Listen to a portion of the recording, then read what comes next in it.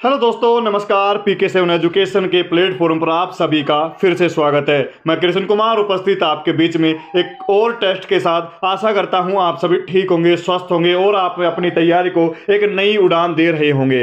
दोस्तों, जैसा कि आपको पता है कि 8th क्लास के जो एग्जाम चल रहे हैं, तमाम आपके एग्जाम हो चुके हैं, अच्छा एग्जाम हुआ है। अब जो आपका सेकेंड लास्ट जो पेपर बचा है, आज हिंदी का पेपर होने वाला है। मतलब 3 मार्च को हिंदी का होगा और 4 तारीख को जो आपका दे रखा है एग्जाम संस्कृत का दे रखा है, इसके बाद आप फ्री हो जाएंगे। ठीक है दोस्तों, आज हम यहाँ वीडियो में उपस्थित हुए हैं कि हिंदी के अंदर जो पेपर आपके सामने आया है वो कैसा पेपर होगा। मैं आपको इसके अंदर कुछ ऐसे क्वेश्चन बताने वाला हूँ, बहुत सारे क्वेश्चन बताऊंगा जिनमें से इससे बाहर कुछ नहीं जाएगा। अगर आप में भी है दम जुनून, आप में भी है जुनून, है दम के अच्छे नंबर से होना है पास, तो ये वीडियो आपके लिए। तो यहाँ पे बात करेंगे कि 2024 जो बोर्ड के एग्जाम चल रहे हैं, कक्षा 8 विषय हिंदी, वस्तुनिष्ठ प्रश्न। मैं यहाँ पे सोल्व नहीं करवाऊंगा दोस्तों, केवल आपको प्रश्न बताऊं, क्योंकि हिंदी का पेपर बहुत इजी पेपर है और आप इसका कॉन्सेप्ट समझ जाएंगे। ठीक है, और फिर भी कोई डाउट आपको लगता है तो आप हमारा टेलीग्राम चैनल जरूर ज्वाइन कर लीजिए, जिससे आने वाले जो भी नोटिफिकेशन, जो भी PDF है, इनके आंसर आपको वहीं मिलने वाले हैं। तो यहाँ पे बात करेंगे क्वेश्चन नंबर फर्स्ट। क्या कहता है? भाग ए में आएगा वस्तुनिष्ठ प्रश्न। बदलू के आंगन में किसका पेड़ लगा हुआ था? जो लाख की चूड़ी वाला जो चैप्टर दे रखा है, बदलू के आंगन में किसका पेड़ लगा हुआ था? ऑप्शन में आपको दे रखा आम है, शीशम है, नीम है, अनार का पेड़ है। तो मैं आपको इसका तो आंसर बता दूं, जैसे कि इन चारों में से आपको हेल बॉक्स दे रखा, आपको किसी एक को फिल करना है। यहाँ बदलू के जो आंगन में किसका पेड़ था? नीम का पेड़ था। बस की यात्रा नामक पाठ के लेखक कौन थे? चैप्टर नंबर 2 जो आपका है बस की यात्रा, उसमें लेखक का नाम था हरिशंकर परसाई। ठीक है, दीवानों की किस चीज का भार था? वो जो 3 नंबर पर चैप्टर दे रखा है, दीवानों पर किस चीज का भार था? तो दीवान जो चैप्टर नंबर 3 है उसमें है सफलता का भार था। भगवान के डाके किसको कहा गया है? पंछी और बादल को।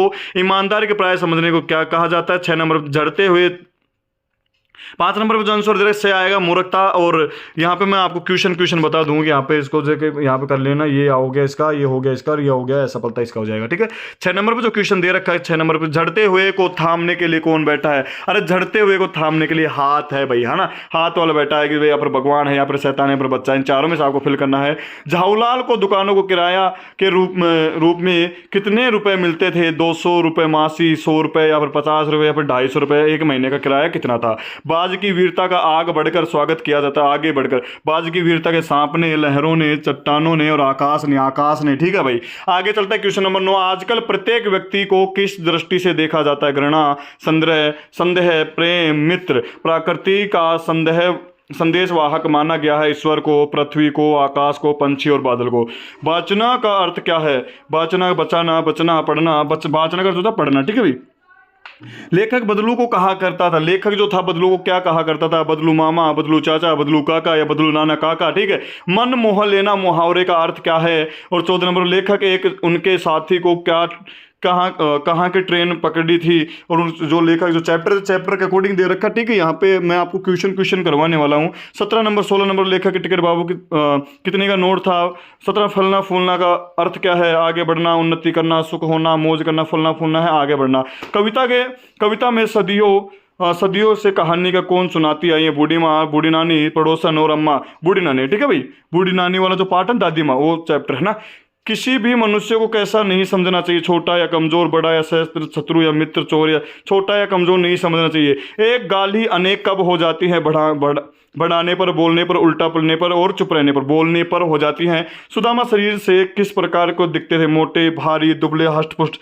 यह आपको फिल करना है, या आपको वस्तुनिष्ठ प्रश्न दे रखा। ठीक है, यहाँ पे जो सारे क्वेश्चन है वस्तुनिष्ठ प्रश्न, आप 1 बाय 1 देखेंगे तो आपको समझ में आ जाएगा। अब बात करते हैं हम जो अति लघुरात्मक प्रश्न जो 2 नंबर के आते हैं। लेखक ने वृद्धा किससे कहा? लेखक ने वृद्धा किसको कहा? मतलब जो बूढ़ा आदमी किसको कहा? डॉक्टर मित्र ने किस अनुभवी कहा है? मैं आपको गारंटी देता हूं, अगर इससे एक भी क्वेश्चन बाहर जाता है, पहली बात तो जाएगा नहीं, अगर जाता है तो हिंदी का पेपर बहुत इजी पेपर दे रखा है। आप अपनी तैयारी करते रहे और आपको इसमें मजा आ जाएगा। और 80 में से 80 नंबर आने की गारंटी भाई। ठीक है, 80 में से 80 नंबर आएंगे, ये मेरी गारंटी, क्योंकि बहुत इजी पेपर है और आपके पहले वाले पेपर भी शानदार गए होंगे। अब ये जो पेपर चल रहा है मजेदार पेपर होगा। ये वीडियोस केवल आपके लिए बनाई गई है। अगर अभी तक आपने चैनल सब्सक्राइब नहीं किया है, सब्सक्राइब जरूर कर देना, साथ ही साथ बेल आइकन जरूर ऑन कर देना, जिससे आने वाली वीडियो की नोटिफिकेशन आप तक सबसे पहले मिल सके। अब बात करते हैं क्वेश्चन नंबर अगला। डॉक्टर मित्र ने किस अनुभव को कहा? दीवानों में आने वाले किस मन का, ये जो दीवाना चैप्टर बादल को दो पर्यायवाची शब्द को लिखना है, निम्नलिखित शब्दों को वाक्य करना है, निम्नलिखित शब्दों के वाक्य को फिल करना है, निम्नलिखित है सुखदेव राधा कहानी कहा और लेखन ओस की बूंद कहाँ मिलती हैं। ये रहे 3 नंबर वाले क्वेश्चन। ठीक है, लॉन्ग क्वेश्चन में आते हैं, ये ज़्यादा भी लॉन्ग नहीं है। मशीनी युग को बदलू के जीवन में क्या क्या बदलाव, जो मशीन जो लाख की चूड़े वाला चैप्टर है वहाँ से उठाया गया है।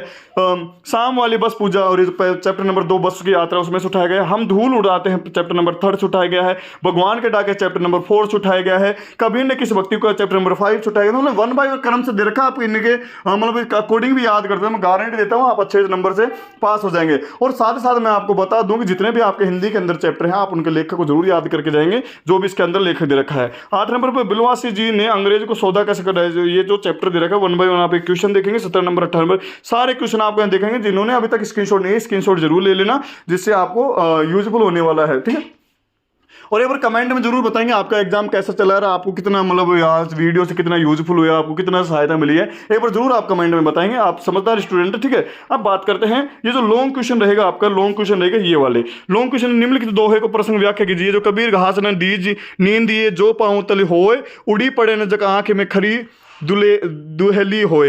ये जो व्याख्या करनी है इनकी, मतलब सह प्रसंग व्याख्या, पहले प्रसंग करनी है, व्याख्या विशेष नहीं, आपको 1 बाय प्रसंग व्याख्या विशेष करना है। निम्नलिखित पद्यांश का सह प्रसंग व्याख्या करनी है। अब आए बनकर उल्लास अभी, आंसू बनकर बह चले अभी, अरे सब कहते ही रह गए, अरे तुम कैसे आए, कहाँ और चले। ये जो प्रसंग आएंगे इनके अकॉर्डिंग आपको देने। ये जो दे रखा है ना 4 नंबर के, ध्यानपूर्वक पढ़कर प्रश्न उत्तर दे दिए।